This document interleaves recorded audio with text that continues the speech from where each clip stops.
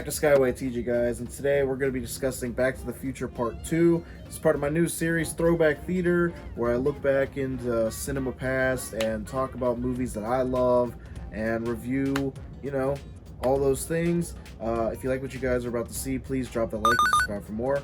And without further ado, we're going to hop into the sequel to the 1985 classic Back to the Future and see how they did in predicting the future of 2015. So, without further ado, let's hop into Back to the Future Part 2. So, Back to the Future Part 2 has a lot of the same elements as Back to the Future, the first one that released in 1985. This one premiered in 1989 and is again directed by Robert Zemeckis. It stars most of the main cast from the original film. Michael J. Fox is back as Marty McFly. Christopher Lloyd is still Doc Brown. Thomas F. Wilson, we got the bully Biff Tannen. And Leah Thompson is his mom, Lorraine. Crispin Glover was not a huge role in this film, and he actually was replaced, and we'll get into that further in the video because it's a whole controversy. But yeah, that's the basics of the film. A lot of the same actors and same production team from the first film. The plot is Marty and Doc have to go to 2015 to stop Marty's son from sabotaging his entire family and their whole future. While they're there, Biff Tannen, who's old and crusty at this point, notices that Doc and Marty have a time machine. He takes it, goes back to 1955, gives his past self a sports almanac that has betting scores and all kinds of stuff, tells him to bet on it, and then that alters history, makes Biff rich and famous and corrupt.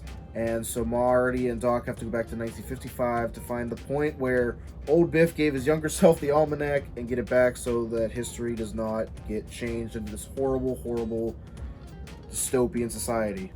This film had a $40 million budget and it raked in $335.9 million.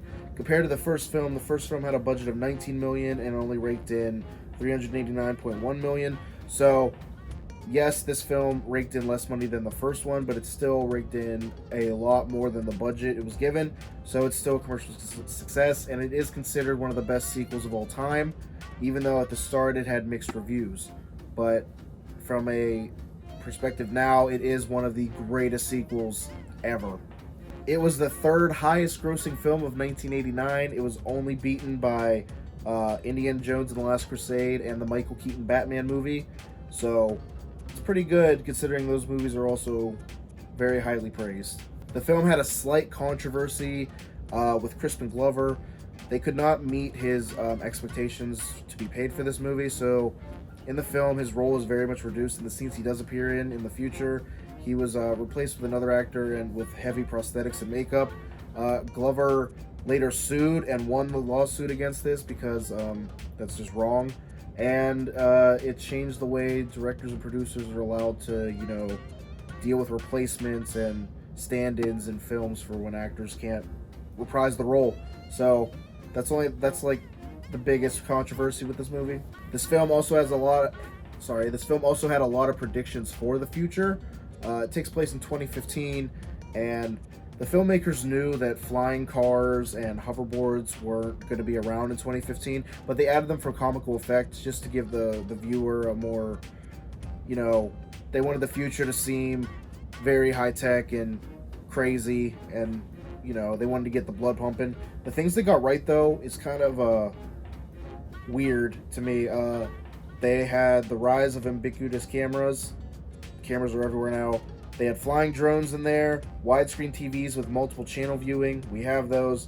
They had video chat, hands-free video games, talking hologram billboards, wearable tech, tablet computers with fingerprint scanners. It's just kind of eerie the amount that they got right. I did read that they had scientists predict what would be in the future at this point, but it's still just creepy how much they actually got right. So, there's that.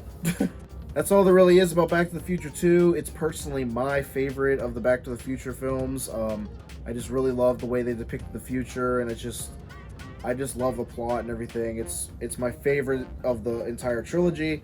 Part 3 was released only 6 months later in 1990, so the next Throwback Theater, we're going to talk about that. Yeah, guys, if you like this review series, please, please, please drop that like and subscribe for more. I will definitely make more of these. It's super fun. And yeah, stay safe out there and be kind to one another. And I'll see you in the next one. Bye.